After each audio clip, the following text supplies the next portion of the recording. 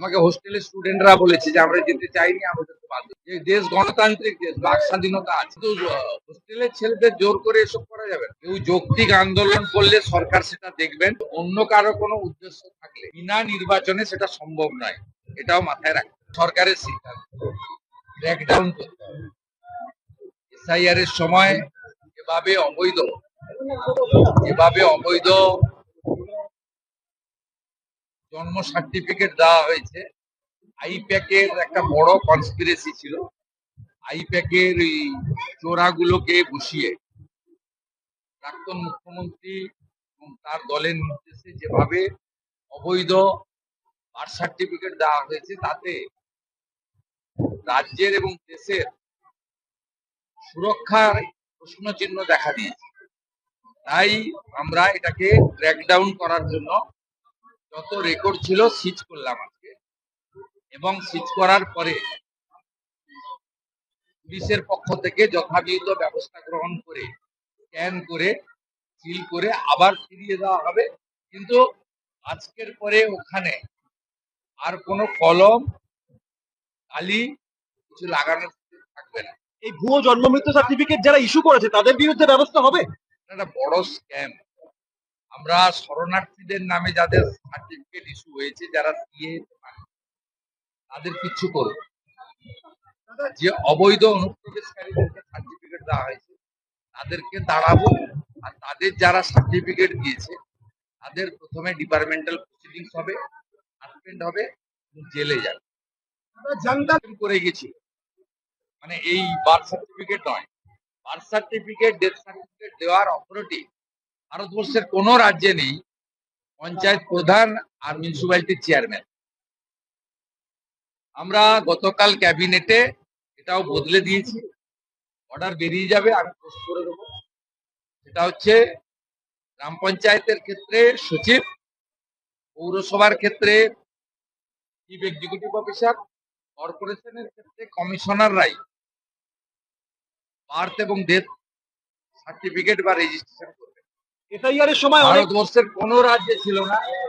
এটা জ্যোতিবাবুর সময় সিপিএম করে গেছিল সর্বস্তরে রাজনীতিকরণ করার জন্য। আমাদের শুধু 15 বছরের জঞ্জাল সাফ করতে হচ্ছে তা নয়, মহাশূন্যে বিচরণ করা নেতৃত্বহীন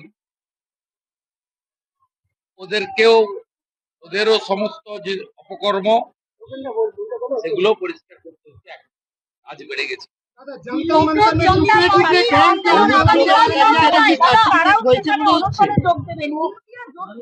এ সম্পর্কে প্রধানমন্ত্রী স্পষ্ট বক্তব্য রেখেছেন। আমি প্রধানমন্ত্রীজির বক্তব্যকে আজকে সোশ্যাল মিডিয়াতে দিয়েছি। প্রধানমন্ত্রীর বক্তব্যই আমাদের সকলের বক্তব্য। আমরা আলাদা করে এই সম্পর্কে কোনো বক্তব্য রাখতে চাই না। আমরা প্রধানমন্ত্রীর বক্তব্যটাই সমাজের সব স্তরে পৌঁছে দিতে চাই। ভারতবর্ষে সুমহান গণতন্ত্র আছে। কেউ যৌক্তিক আন্দোলন করলে সরকার সেটা দেখবেন, কিন্তু অন্য কারো কোনো উদ্দেশ্য থাকলে বিনা নির্বাচনে সেটা সম্ভব নয়, এটাও মাথায় রাখবেন। এসআইআর ভুয়ো ভোটারদের নাম তোলা করলে অসুবিধা নেই, কিন্তু হোস্টেল থেকে জোর করে ছাত্রছাত্রীদের বের করলে গত পরশুদিন যাদবপুরে হয়েছে। আমাকে হোস্টেলের স্টুডেন্টরা বলেছে যে আমরা যেতে চাইনি, আমাদের তো বাধ্য। আমি আজকে ভিসি কে বলেছি, যাদবপুরের ভিসির সঙ্গে আমার ফোনে কথা, যে দেশ গণতান্ত্রিক দেশ, বাক স্বাধীনতা আছে, কিন্তু হোস্টেলের ছেলেদের জোর করে এসব করা যাবে না। মিছিল মিটিং তো আমরা অ্যালাউ।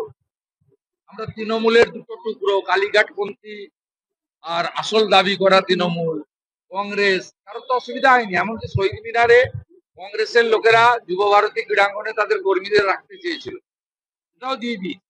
ক্ষুদিরাম অনুশীলন কেন্দ্রে আসল তৃণমূল দাবি করা লোকেরা রাখতে চেয়েছিল, এটাও আমি স্পোর্টস মিনিস্টারকে বললাম দিয়ে দিই। আমরা তো অপেক্ষা করছিলাম, নেতাজি ইন্ডোরটা রেখেছিলাম, যুব ভারতী ক্রীড়াঙ্গনও রেখেছিলাম, যে কালীঘাটপন্থীরা চাইবেন লক্ষ লক্ষ লোক আসবে ওদের জন্য। টিএমসি কমিশনারকে বলা ছিল জলের গাড়ি, আপনার যা লাগে টয়লেট থেকে যা লাগে সব দেওয়ার জন্য। কলকাতা পুলিশ বলেছিল ব্রিগেডে করুন, ওদের তো 30 লক্ষ করে লোক হয়, তা আমরা বলেছিলাম ব্রিগেডে হবে 10-12 লাখ ধরে বাকিটা ছড়িয়ে পড়বে। তোর তো ব্রিগেডে করতে পারেনি। তো গলি খুঁজে নিয়েছে, আমরা গলিতে দিয়ে দিচ্ছি, যে গলিতে সর্বোচ্চ 2000 লোক ধরে। কালকে আপনি গিয়ে ফিতা দড়ি দিয়ে মেপে আসবেন, 2000 এর বেশি লোক ওখানে ধরে না। महिला विरोधी है। लोकसभा में कल्याण बनर्जी के आंदोलन के खिलाफ ये उनकी महिला टीएमसी महिला विरोधी है, विरोधी है। सबको पता है। अभया से लेकर कस्बा लॉ कॉलेज, ये पीढ़ी जिस तरीके से हादसा बंगाल में हुआ पिछले उनका राजत्व में, रिजिम में, सब लोग को पता है।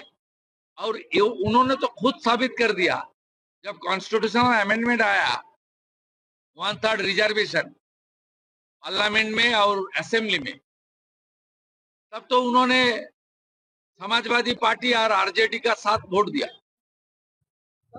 महिला रिजर्वेशन का खिलाफ वोटिंग किया।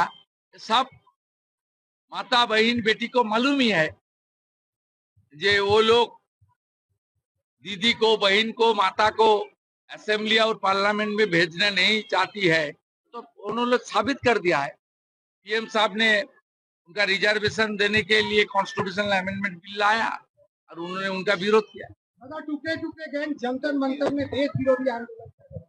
टुकड़े टुकड़े गैंग इसमें ऑनरेबल प्राइम मिनिस्टर ने आज पूरा स्टेटमेंट किया है, वही हम सब लोग का बात।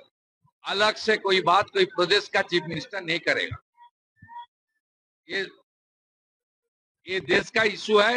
ऑनरेबल प्राइम मिनिस्टर ऑलरेडी उन्होंने बताया, हम लोग सब लोग सोशल मीडिया में डाल दिया। पीएम साहब का जो बात है उनको आप अच्छा तरीके से दिखाइए, वही साहब का बात।